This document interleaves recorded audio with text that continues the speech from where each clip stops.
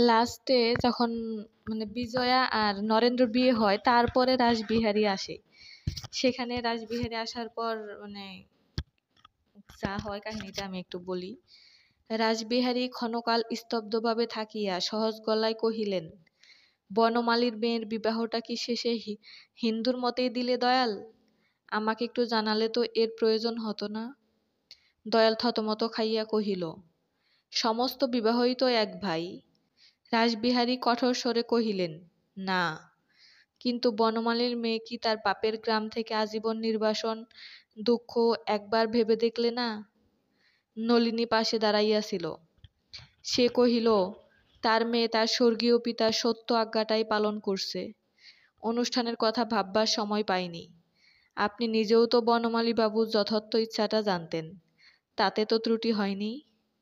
রাসবিহারী এই দুর্মুখ মেয়েটার প্রতি একটা ক্রুর দৃষ্টিক্ষেপ করিয়া শুধু বলিলেন, হুঁ বলিয়া ফিরিতে উদ্যত হইতেছিলেন।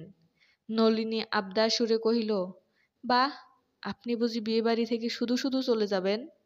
সে হবে না, আপনাকে খেয়ে যেতে হবে।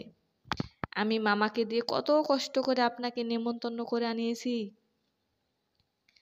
রাসবিহারী কথা কহিলেন না, শুধু আর একটা অগ্নিদৃষ্টি তাহার প্রতি নিক্ষেপ করিয়া ধীরে ধীরে বাহির হইয়া গেলেন। এখানে নলিনীর কথাগুলো শুনে আমার বেশ মজা লাগছে। মানে